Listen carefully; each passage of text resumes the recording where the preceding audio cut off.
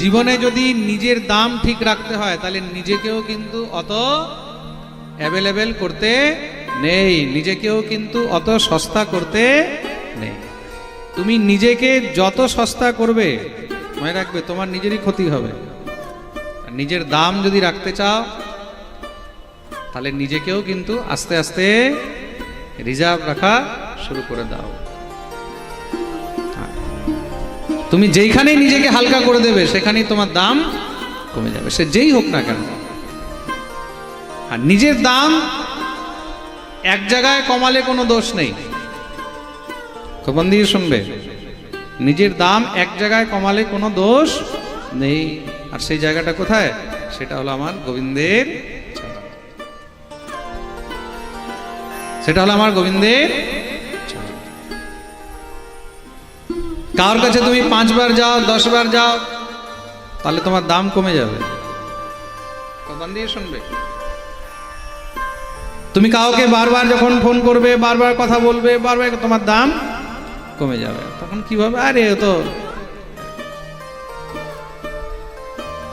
সহজ হয়ে যাবে, তুমি কি হয়ে যাবে, সস্তা হয়ে যাবে। কিন্তু যখন তুমি ভগবানের কাছে বারবার যাবে, ভগবানের কাছে 1 বার যাও, 2 বার যাও, 3 বার যাও, 4 বার যাও, 5 বার যাও, 50 বার যাও, 100 বার যাও, 1000 বার যাও, 1 লাখ বার যাও, যত যাবে তত তোমার দাম তার কাছে বাড়বে, তত তার কাছে তোমার দাম বাড়বে। কেন? ভগবান তখন আস্তে আস্তে কি করবে, তোমার দিকে আকর্ষিত হবে। কেন? তুমি যে তার কাছে যাচ্ছ, তুমি তার কাছে যাচ্ছ, তাহলে আস্তে আস্তে কি হবে, তার আকর্ষণের তুমি পাত্র হবে। আরে কতদিন তাকাবে না, 1 বার তাকাবে না, 2 বার তাকাবে না, 3 বার। কেউ যদি সহজ কথায়, কেউ যদি বারবার, একটা সাধারণ মানুষ আপনার কাছে কেউ যদি 5 বার 10 বার 20 বার আসে তাহলে কি হবে? আপনি তো আস্তে আস্তে তাকে চিনবেন, চিনবেন তো। 5 বার আসলো, 10 বার আসলো, 20 বার আসলো, চিনবেন। হয়তো প্রথমবার আপনি তাকে পাত্তা দেবেন না, দ্বিতীয়বার, তৃতীয়বার, পঞ্চমবার তো তাকে পাত্তা দেবেন, তারপরে একটু কথা বলবেন, আস্তে আস্তে পরিচয় হবে। তা সাধারণ মানুষের কাছে 10 বার 20 বার গেলে তখন একটা পরিচয় তৈরি হয়ে যায়। তো ভগবানের কাছে তুমি যখন কন্টিনিউ যেতে থাকবে তাহলে কি হবে, আস্তে আস্তে তার কাছে তোমার পরিচয় বাড়ে। তার জন্য তার কাছে যেতে থাকতে হবে। নিগমকল্পতরোর্গলিতম ফলম শুকমুখাদ অমৃতদ্রব সংযুতম পিবত ভাগবতম রসমালয়ম মুহুরহো রসিকা ভুবি ভাবুকা। তার জন্য ভাগবতে তোমাকে বারবার আসতে হবে, 1 বার নয়, 2 বার নয়, 10 বার নয়, 20 বার নয়। এখানে বলতে পারতেন 100 বার, বলতে পারতেন তো। প্রত্যেক জিনিসের একটা তার সীমা আছে। রাজা বলি, দত্তরাজ বলি বিশ্বজিৎ যজ্ঞ করছে, তা বিশ্বজিৎ যজ্ঞের নিয়ম কি? 100টি যজ্ঞ করলে তখন সে সমস্ত বিশ্বের রাজা হয়ে যাবে। একটা সীমাবদ্ধ আছে তো, 100টি যজ্ঞ। অশ্বমেধ যজ্ঞ, চলো ঠিক আছে, 100টি অশ্বমেধ যজ্ঞ করলে কি হয়, সে ইন্দ্রতুল্য হয়ে যায়। কার সমান হয়ে যায়? জোরে বলো। যে 100টি অশ্বমেধ যজ্ঞ করেছে, ভগবানের এটা দায়িত্ব, ভগবানের ঠেকা লেগে আছে, তাকে ইন্দ্র বানাতেই হবে। যেরকম কেউ যদি পিএইচডি করে তাহলে কি হয়, প্রফেসর হয়ে যায়। তো পিএইচডি করলে কি হয়, প্রফেসর হয়ে যায়। তা কেউ যখন, যারা এখানে স্টুডেন্টরা বসে আছে, গ্র্যাজুয়েশন করবে, মাস্টার্স করবে, তারপরে যখন নেট ক্লিয়ার করবে, নেটের মধ্যে যদি কেউ জেআরএফ ক্লিয়ার করে তখন কি হবে, গভর্নমেন্টকে তাকে একটা গ্রান্ট দিতে হয়, দিতে হয় তো, তাকে একটা অনুদান দিতে হয়, মান্থলি তাকে একটা বেতন দিতে হয়। সে এখন পিএইচডি করছে, সে রিসার্চ করছে, কিন্তু রিসার্চেবল পজিশনেও কিন্তু তাকে একটা মান্থলি বেতন দিতে হবে, এটা বাধ্যতামূলক। হ্যাঁ, 20,000 দেখ, 22,000 দেখ, 25,000 দেখ, যেমন যেমন আলাদা আলাদা তার কোয়ালিটি, সেই হিসাবে তাকে দেবে। এটা হলো বাধ্যতামূলক। কেন? সে অমুক জিনিসটা পাস করেছে, সে নেট ক্লিয়ার করেছে, জেআরএফ ক্লিয়ার করেছে। আগে কেউ যদি টেট ক্লিয়ার করতো মাস্টার হয়ে যেত, এখন বর্তমানে তো আর বলে লাভ নেই, টেট ক্লিয়ার করে সব ঘরে ঘরে বসে আছে, ফ্রেন্ডস বলো। তো ভগবানের এটা বাধ্যতামূলক আছে। কেউ যদি 100টি অশ্বমেধ যজ্ঞ করে তাহলে তখন তাকে ইন্দ্র বানাতেই হবে। তা দেবরাজ ইন্দ্র কেউ অশ্বমেধ যজ্ঞ করলে তাকে ডিস্টার্ব কেন করে? কেউ অশ্বমেধ যজ্ঞ করছে, তা দেখবে যে যে অশ্বমেধ যজ্ঞ করেছে সবাইকে কিন্তু ইন্দ্র গিয়ে ডিস্টার্ব করে। ইন্দ্র কেন ডিস্টার্ব করে? তুমি বসে আছো একটা চেয়ারের উপরে, একটা গদির উপরে, তুমি প্রধানমন্ত্রী হয়ে বসে আছো, তুমি জানো যে অমুক ব্যক্তি এত পরিশ্রম করছে, এত খাটছে, যদি ও সফল হয়ে যায় তাহলে তো কালকে সে আমার জায়গায় বসবে, তখন তুমি কি করবে? তখন তুমি তাকে ডিস্টার্ব করা শুরু করে দেবে, আমার জায়গাটা যেন নষ্ট না হয়। এই সংসারে কেউ নিজের জায়গা দিতে চায় না, চায় কি? এই সংসারে কেউ নিজের জায়গা দিতে চায় না, কখনোই কেউ নিজের জায়গা দিতে চায় না। পাঠ করতে করতে আজকে 25 বছর আমার কমপ্লিট হলো, আজ পর্যন্ত কোনো পাঠক আমাকে বলেনি যে শাস্ত্রীজি অমুক জায়গায় আমার জায়গায় আপনি পাঠ করে আসবেন, আমি পাঠ করতে পারছি না অমুক জায়গায়। আপনাদেরকে একটা বাস্তবিক সত্য কথা বলছি, আজকে যত পাঠ করি, এক সময় তো ছিল যে এত পাঠ করতাম না। তো কোনো সময় আমার পিতৃদেব হয়তো কোনো পাঠককে বলেছেন, খুব নামী পাঠক, যে তোমার তো কিছু অনেক পাঠ থাকে যেগুলো তুমি করবে না, ওগুলো তখন আমার বয়স বহুত কম ছিল যে আমার ছেলেকে বলবে, হ্যাঁ হ্যাঁ বলবো বলবো বলবো, কিন্তু কোনোদিন আজ পর্যন্ত বলেনি। একদম অন রেকর্ড বলছি, কেউ দুনিয়ার মধ্যে বলতে পারবে না যে আমি গোবিন্দ বল্লভ শাস্ত্রীকে বলেছি যে আমার জায়গায় তুমি পাঠ করে আসো। কিন্তু আমি নিজে কত পাঠকদেরকে যে পাঠে পাঠিয়েছি আমি নিজেই জানি না কাউন্টিং, যে আমি পাঠ করতে পারবো না অমুক জায়গায়, নিজে ফোন করে একটা কাজ করো তুমি চলে যাও ওখানে পাঠ করে আসো। হ্যাঁ, আমি যখন ফোন করে বলছি তখন তারা আমাকে ফোন শুনে একদম চমকে যায়, মহারাজজি আপনি পাঠাচ্ছেন আমাদেরকে পাঠের জন্য? কি হলো? আরে মানুষের ভয় তো এটাই হয় যে আমার জায়গা অন্য কেউ গেলে আমার জায়গাটা দখল করে নেবে আমার থেকে। আমি বলি তোমরা যাও, আমার থেকে ভালো পাঠ করো, কি আছে? এই সংসারে আমি কিচ্ছু নিয়ে আসিনি। আমি যেদিন এসেছিলাম আমার গায়ে একটা কাপড়ও ছিল না, খালি হাত এসেছি। আমি জানি যেদিন আমি যাব সেদিন আমি খালি হাত যাব, কিছু আনিনি, কিছু নিয়েও যেতে পারবো না। যা করছি এইখানেই রেখে যাব। এই যে মন্দির বানাচ্ছি, এই যে আমি বৃদ্ধাশ্রম বানাচ্ছি, এই যে এত কিছু করছি, আমি জানি সব আমি এখানে রেখে যাব, আমি কিচ্ছু সঙ্গে নিয়ে যাব না। কিসের জন্য মোহ করব, কিসের জন্য আমি করব? তাই সংসারের মানুষ এই মোহটাকে ত্যাগ করতে পারে না। এটা বিশাল বড় মোহ, কিন্তু মানুষ নিজের পদ, নিজের প্রতিষ্ঠা, নিজের জায়গার মোহ কেউ ত্যাগ করতে পারে না। আমার জায়গায় কেউ নেবে? ওরে বাপ, কেউ নিজের জায়গা দিতে চায় না। তা দেবরাজ ইন্দ্রও পর্যন্ত ভয় পায় যে আমার জায়গাটা যদি কেউ নিয়ে নেয়। এটা হয়, একটা ইনসিকিউরিটি সবার মধ্যেই থাকে। আর কাদের মধ্যে থাকবে? যাদের ভিতরে মোহ আছে। তো মোহটা ত্যাগ করা অত সহজ নয়। প্রেম সে বলো। জীবনে কোনো জিনিসের প্রতি মোহ করবে না, ঈশ্বরের উপর ভরসা রাখুন, যেই হোক না কেন। যারা লাইভ শুনছে সবাইকে বলছি, ভগবানের উপরে ভরসা রাখুন। ভগবানের উপর যদি বিশ্বাস আছে, ভরসা আছে, তিনি আপনার সব ব্যবস্থা করে রেখেছেন। আমার এক এক দিনের হিসাব ফিক্স করা আছে। আমি আজ এখানে আছি এটাও কিন্তু নিহিত আছে, ভগবানের ডায়েরিতে ফিক্স আছে। আজকে আমি এখানে বসে আছি, এখানে বসার কথা ছিল না। 29 অক্টোবর থেকে নিয়ে এই 4 নভেম্বরের পাঠ আমাদের ফিক্স ছিল রানাঘাটে। হয়তো কেউ যদি লাইভে শুনে থাকে, তখন ডিক্লেয়ার করেছিলাম আমি 29 অক্টোবর থেকে নিয়ে 4 নভেম্বর আমাদের পাঠ ফিক্স হয়ে গেছে রানাঘাটে।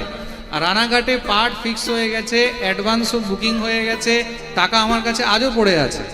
হঠাৎ তাদের কিছু সমস্যা হয়েছে, মহারাজজি আমরা এবার একটু সমস্যার মধ্যে পড়ে গেছি, 7 দিন পাঠের আমাদের যেই কোনো সমস্যা যে কিছুই হতে পারে, তা এই বছর এই পাঠটা আমরা করাতে পারবো না। বললাম ঠিক আছে, কোনো অসুবিধা নেই। দেখুন, আমি পাঠের মধ্যে প্রচার করে দিয়েছি অমুক ডেট থেকে অমুক জায়গায় পাঠ হবে। কেন? বুকিং হয়ে গেছে, তাদের অ্যাডভান্স টাকাও আমার কাছে চলে এসেছে, ডেট ফাইনাল হয়ে গেছে, জায়গা ফাইনাল হয়ে গেছে, সব কিছু ফিক্স হয়ে গেছে। ক্যান্সেল হলো। আর যেদিন ক্যান্সেল হয়েছে তার পরের দিন সকালবেলায় আমাকে আমাদের পরম পূজ্য দাদাজি মহারাজ ফোন করেছেন দাদাজি ফোন করে বলছেন, দাদা এরকম এরকম এই বছর আমাদের এখানে পাঠ করতে হবে। আমি বললাম আমার কাছে একটাই ডেট খালি আছে, 29 অক্টোবর থেকে 4 নভেম্বর, বলে এখনই ডান ফাইনাল করুন, আমাদেরও এইটাই অনুষ্ঠানের ডেট। আমি বললাম তাহলে ডান করো, হয়ে গেল।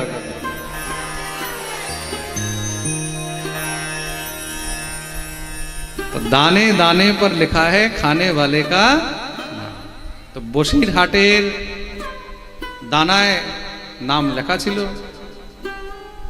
তার জন্য মানুষ ভাবে আমি এই করব ওই করব, এটা কেন হলো না, এটা এইভাবে করতাম তো এইভাবে হতো। আরে আমাদের করার জন্য আমাদের কাছে কোনো সামর্থ্যই নেই, আমাদের হাতে কিছুই নেই, সব কিছু ফিক্স আছে। ভগবান সব বিধির বিধানে রচনা করে রেখেছে। তার জন্য কখনো কোনো জিনিস নিয়ে চিন্তা করবেন না। এই সংসারে যা আপনার আছে ওটা আপনারই থাকবে, আপনার থেকে ওটা কেউ নিতে পারবে না। আর যেটা আপনার নেই সেটা আপনার যতই চেষ্টা করুন আপনি ধরে রাখার, সে যেই কিছুই হোক, কোনো মানুষকে ধরে রাখার চেষ্টা করুন, সে যদি আপনার নয় আপনার কাছে থাকবে না। আপনি কোনো অর্থ ধরে রাখার চেষ্টা করুন, অর্থের মধ্যে আপনার অধিকার নেই, সেটা আপনার ভাগ্যে নেই, থাকবে না, বেরিয়ে যাবে, আপনি আটকাতে পারবেন না। যেই কোনো বস্তু হোক, খাবার খাচ্ছেন তো আপনি, আপনার থালের মধ্যে খাবার রয়েছে, আপনি বসে আছেন, আপনার আশেপাশে কেউ নেই, আপনার থালে খাবার আছে, আপনি গ্যারান্টি দিতে পারবেন যে ওই খাবারটা আপনি পুরো খেতে পারবেন? দিতে পারবেন? কোনো গ্যারান্টি নেই। তবুও তো আমরা এই মোহের মধ্যে পড়ে আছি, আমার খাবার, আমার ঘর, আমার বাড়ি, আমার টাকা, আমার পয়সা, আমার স্ত্রী, আমার বাচ্চা, আমার বাবা, আমার মা, আমার ছেলে। ওরে বাপরে, কত আমাদের মোহ, সব আমার। আরে তুমি যেই খাবারটা নিয়ে বসে আছো, আশেপাশে 2 কিলোমিটার পর্যন্ত তোমার কোনো লোক নেই তোমার খাবারটা নিয়ে যাওয়ার জন্য। গ্যারান্টি এই খাবার তুমি খাবে, তুমি ভাবছো, কিন্তু সেটাও তুমি খেতে পারবে না যদি তোমার কপালে লেখা নেই। খাবারের থাল সামনে নিয়ে বসে আছে, খাবার খাচ্ছে 40 জন স্টুডেন্ট, আকাশ থেকে প্লেন এসে পড়ে গেল, সব মরে খেতে পেরেছে? খবর শুনেছিল তো সবাই? কোথাকার ঘটনা? হ্যাঁ, আহমেদাবাদ। ভুল বলছি না তো আমি? প্রত্যক্ষ প্রমাণ তো। তুমি যে খাবারটা খাবে, কতজন আছে হয়তো সে 1 গ্রাস খেয়েছে, দ্বিতীয় গ্রাসও খেতে পারেনি। কতজন আছে হয়তো মুখে খাবারটা গেছে, গলার নিচেও নামতে পারেনি। কতজন আছে যে খাবারটা খাবে বলে থালটা রেখেছে কিন্তু মুখেও নিতে পারেনি। কিসের গ্যারান্টি? কিসের মোহ করে বসে আছো? কোনো জিনিসের মোহ নেই, কিচ্ছু মোহ নেই। এই সংসারের মধ্যে নির্লজ্জ হয়ে যাও, একদম বেশরম হয়ে যাও। কার সামনে? ভগবানের সামনে। কার সামনে? তার উপরে বিশ্বাস রাখো, সে তোমার জন্য সব ফিক্স করে রেখেছে, সব ঠিক করে রেখেছে, এক এক দিন ফিক্স করে রেখেছে। তুমি আজ সকালে কোথায় আছো, রাত্রে কোথায় থাকবে, তারও কিন্তু তার কাছে হিসাব আছে। শুধু বিশ্বাস রাখতে হবে। আর আমাদের সব থেকে বড় যদি কোনো দোষ আছে, সেটা হলো ভগবানের উপরে আমাদের বিশ্বাস নেই। আমাদের বিশ্বাস নেই, বিশ্বাস নেই।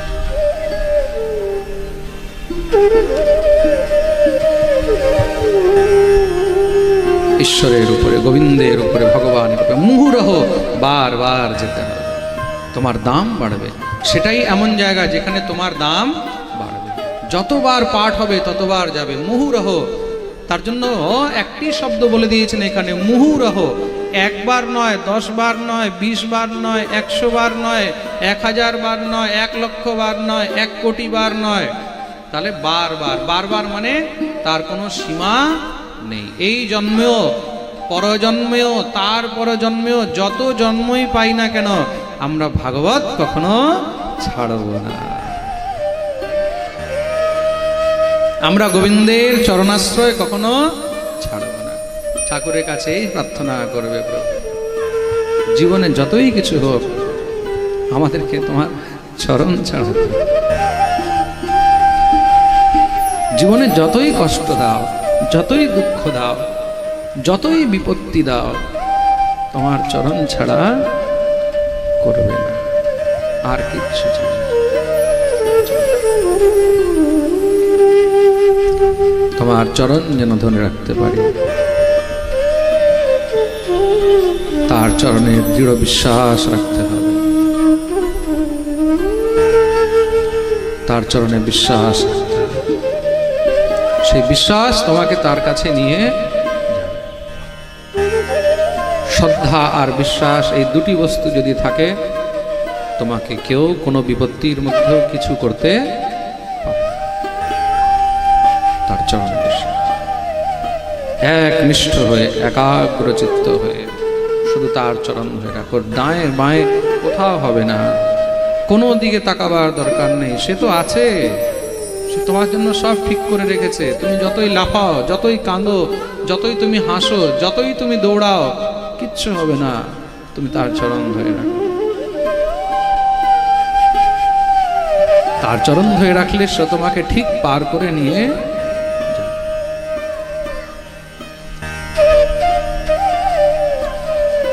বিপত্তি আছে, থাকবে, কিন্তু তার চরণ ছাড়া